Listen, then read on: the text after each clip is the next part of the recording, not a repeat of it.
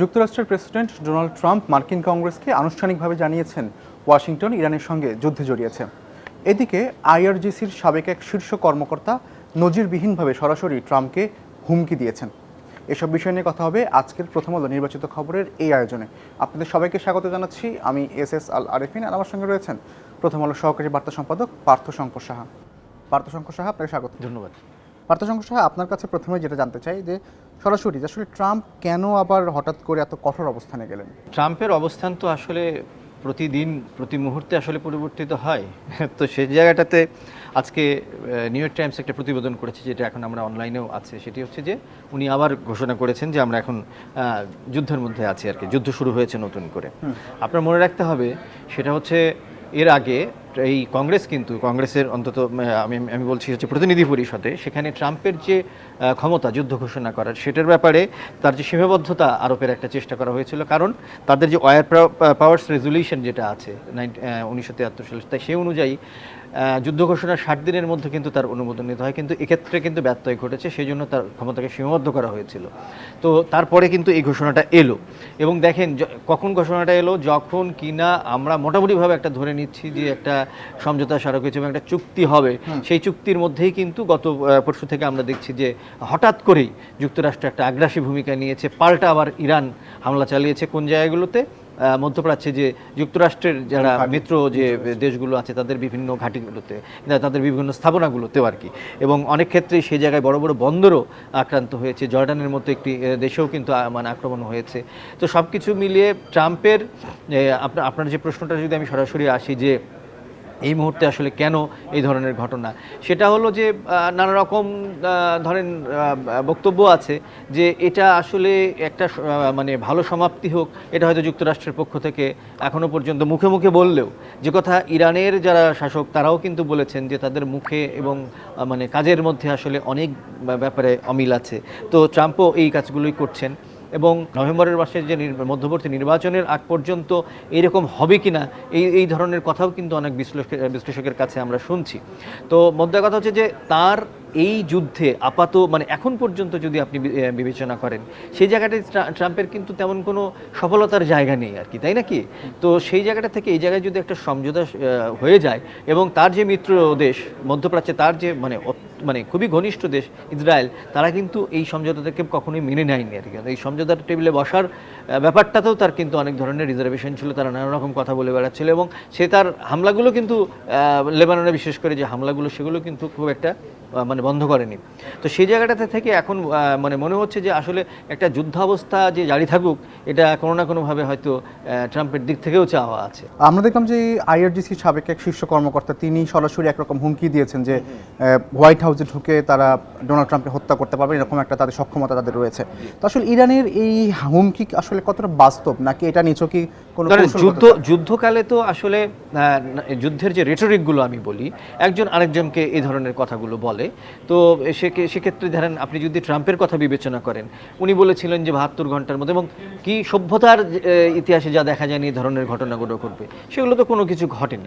তো আমরা এটাকে হয়তোবা মানে আমি জানি না যে হোয়াইট হাউসের মতো এত মানে বলা যায় যে বিশ্বের সবচেয়ে সুরক্ষিত একটা জায়গা আর কি, তাই না, তার মধ্যে একটা। তো সেই জায়গায় গিয়ে তার বাহিনী গিয়ে হামলা করবে, বা তার ভেতর থেকে হামলা করার যে সক্ষমতার কথা বলা হয়েছে, সেটা কতটুকু বাস্তবানুক না আর কতটুকু আসলে মানে যুদ্ধকালীন কথাবার্তা, সেটার কিন্তু মানে সেটা নিয়ে প্রশ্ন আছে। কিন্তু এখন পর্যন্ত আপনার এই বিষয়টা বিবেচনায় নিতে হবে যে ইরান কিন্তু পাল্টা হামলা করতে কখনোই ছাড় দেয়নি। ইরানের অনেক ক্ষতি হচ্ছে, সব ঠিক আছে, কিন্তু পাল্টা হামলা কিন্তু করতে কখনো ছাড় দেয়নি। এবং আরেকটা বিষয় যে মধ্যপ্রাচ্যে যুক্তরাষ্ট্রের যে গর্বের বিষয়গুলো ছিল, সে সমস্ত জায়গায় কিন্তু ইরান নাড়া দিয়েছে, এটা মনে রাখতে হবে। এবং এই যুদ্ধকে মানে একটা বাণিজ্য যুদ্ধ করার যে প্রচেষ্টা, সেটা ইরান সফল হয়েছে বলা যায়। আর একটা প্রশ্ন হচ্ছে যে বৈশ্বিক যে মানে ধরেন এই যে ফিউয়েলের দাম যে বেড়ে যাচ্ছে, বা যার একটা অবস্থা তৈরি হচ্ছে, সেই জায়গাটাতে কিন্তু ইরান সেটাকে একটা বাণিজ্য যুদ্ধের চেষ্টা করেছে, রূপ দেওয়ার চেষ্টা করেছে, এবং তারা সফলভাবে সেটা করেছে। এইটুকু বলা যায়। আচ্ছা, তাহলে এই যে যুদ্ধবিরতি ভেঙে যাওয়ার মতো একটা পরিস্থিতি ইতিমধ্যে তৈরি হয়েছে, তো এই যুদ্ধবিরতি যদি ভেঙে যায় তাহলে সবচেয়ে বড় ক্ষতির মুখে আসলে কে পড়বে? আচ্ছা, এই ক্ষতির যে প্রশ্নটা বললেন, যে সেই এই ক্ষতিটা কিন্তু এক একজনের ক্ষেত্রে একই রকম হবে। যে আপনি ইরান যদি এক ধরনের ক্ষতিগ্রস্ত হয় এবং যুক্তরাষ্ট্রের ক্ষতির কিছু মানে ক্ষতির ক্ষেত্রে ভিন্নতা আপনি দেখতে পাবেন। এখন যদি বলেন যে এই যুদ্ধে এখন পর্যন্ত কি হলো, ইরানের যুদ্ধের ক্ষতিটা আমি মানে সবচেয়ে চূড়ান্ত ক্ষতি এইটাকে বিবেচনা করা যায় যদি তার রেজিম চেঞ্জ হয়, যদি তার ক্ষমতার পরিবর্তন হয়, যে চেষ্টা কিন্তু যুক্তরাষ্ট্রের পক্ষ থেকে অনেকাংশে ছিল, কিন্তু এখন পর্যন্ত আমরা সেই অবস্থায় দেখিনি। বিশেষ করে এখন সেটা অবস্থাটা হওয়া খুবই প্রায় বলা যায় যে অসম্ভব, কারণ খামেনির মৃত্যুর তার যে মানে জানাজাটা হলো, সেই জায়গায় লক্ষ লক্ষ মানুষের উপস্থিতি, বিশ্ব নেতাদের যে উপস্থিতি, তাদের সব কিছু মিলে সে জায়গায় রেজিম চেঞ্জ হবে, মানে যুক্তরাষ্ট্রের সেই জায়গাটা কিন্তু যুক্তরাষ্ট্র পায়নি। আচ্ছা, এটা এক্ষেত্রে আমি যুক্তরাষ্ট্র মানে ইরানের পক্ষ থেকে যে কথাগুলো বলা হচ্ছে গত সপ্তাহে এর কথা আমি যদি আপনাকে কোট করি, উনি বলেছেন যে হ্যাঁ, আমাদের হয়তো সেতু ভাঙছে, আমাদের হয়তো বিদ্যালয় ভাঙছে বা আমাদের রাস্তাঘাট ক্ষতিগ্রস্ত হচ্ছে, কিন্তু প্রাণ চলে যাচ্ছে, কিন্তু কিন্তু যুক্তরাষ্ট্রের যে বড় ধরনের ক্ষতিগুলো হচ্ছে সেই জায়গাটা কিন্তু এই অনেক ক্ষেত্রেই সেটাকে যুক্তরাষ্ট্র কিন্তু মানে দিতে পারবে না। কারণ কি, আমি যদি বলছি দ্বিতীয় যুক্তরাষ্ট্রের কথা, সেই জায়গাটায় দেখেন ট্রাম্পের অভ্যন্তরীণ যে সমস্যাগুলো সেগুলো কিন্তু দিনকে দিন প্রকট হয়েছে। তার জ্বালানির দাম বেড়ে যাওয়ার ফলে দ্রব্যমূল্য, তাদের জিনিসপত্রের দাম বেড়েছে, তাদের এবং সাম্প্রতিক সময় এবারের যে হামলাটা হলো, গত এক মাসের মধ্যে সর্বোচ্চ দাম চলে গেছে, জীবনযাত্রায় ব্যয় বৃদ্ধি পেয়েছে, সেভিংস কমেছে, এবং সবচেয়ে বড় কথা হচ্ছে যে ট্রাম্পের জনপ্রিয়তা তার জীবৎকালে হচ্ছে সবচেয়ে কম এখনো হয়েছে। সেদিক থেকে যদি বিবেচনা করেন যে কেউ হারার কথাটা যদি বলেন, সে জায়গায় ইরানের প্রশ্নটা কিন্তু অস্তিত্বের প্রশ্ন, যুক্তরাষ্ট্রের তা না। সেই বিষয়টা আপনার মনে রাখতে হবে। সেই অস্তিত্বের প্রশ্ন যদি আপনি বিবেচনা করেন, তাহলে ইরান কিন্তু তার সবল অবস্থান ধরে রেখেছে। যুক্তরাষ্ট্র তার বিভিন্ন জায়গায় কিন্তু ক্ষতিগ্রস্ত হয়েছে, যেটা তাকে তার অভ্যন্তরীণ ক্ষেত্রে, তার অভ্যন্তরীণ রাজনীতির ক্ষেত্রে যেমন সেটা নেতিবাচক হয়েছে, তার বহির্দেশীয় যে অবস্থান, সেই জায়গাটাও কিন্তু এই যে শক্তিশালী যুক্তরাষ্ট্র, ভয়ানক মানে যুক্তরাষ্ট্র, সেটা কিন্তু সেই যে ভাবমূর্তি, সেখানে কিন্তু আঘাত পড়েছে।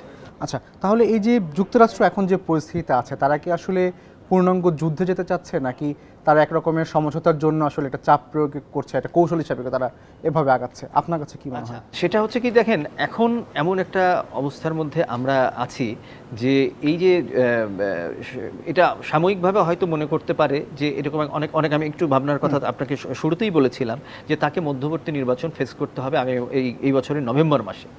সেই যে এই নভেম্বরের পরে এক ধরনের চিত্র হয়তো আমরা দেখতে পাবো, তার আগে আরেক ধরনের চিত্র আমরা দেখতে পাচ্ছি।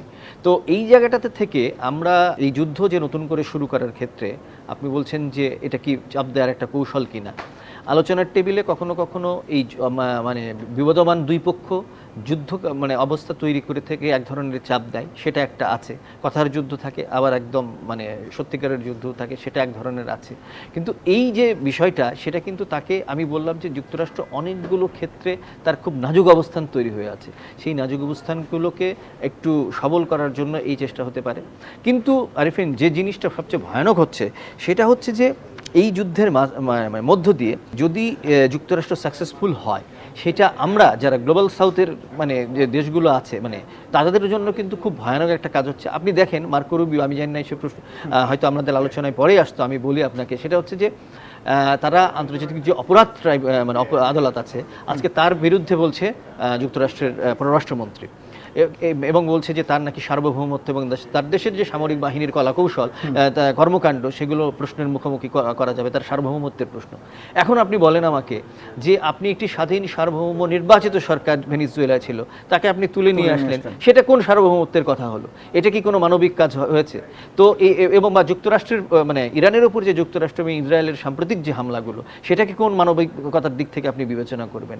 এই সমস্ত কিছুর বিচারে আমরা যারা যুক্তরাষ্ট্র যদি এই সব কর্মকাণ্ড সফল হয়, তাহলে আমাদের মতো যাদের এই গ্লোবাল সাউথের আসলে আমরা কোনো লিডারও দেখতে পাচ্ছি না, তাদের জন্য খুব বড় ধরনের একটা সমস্যা তৈরি হবে। আচ্ছা, তাহলে কি এই সংঘাত পুরো মধ্যপ্রাচ্যে ছড়িয়ে যাওয়ার কোনো সংখ্যা? এটা হচ্ছে প্রশ্ন, যে এই সংঘাতের কয়েকটা দিক আছে। একটা হচ্ছে যে একটা তো ধরেন তেলের দাম বৃদ্ধি, তার ফলে বৈশ্বিক অর্থনীতির উপর চাপ, যেটা আমাদের মতো দেশগুলোর অনেক বেশি হবে।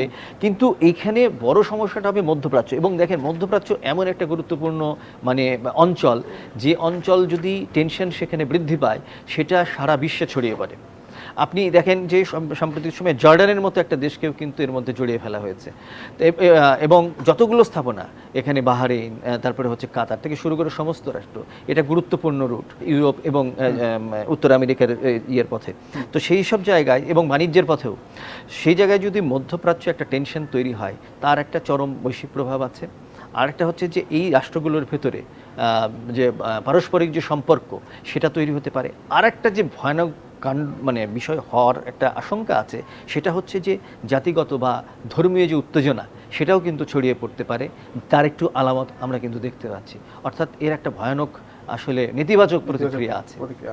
আচ্ছা, কথা বলছিলাম মধ্যপ্রাচ্যে উত্তপ্ত হবে কিনা, প্রভাব কি পড়বে বাংলাদেশে, আসলে প্রভাবটা কি পড়বে বাংলাদেশে, কি পরিস্থিতির মুখে হতে পারে সামনে? আমরা তো এই পরিস্থিতিটা দেখেছি যখন তেলের দাম বৃদ্ধি পায়। এখন যে তেলের দাম বেড়েছে, সেটা মোটামুটিভাবে 1 মাসের মধ্যে সর্বোচ্চ একটা দাম বৃদ্ধি পেয়েছে।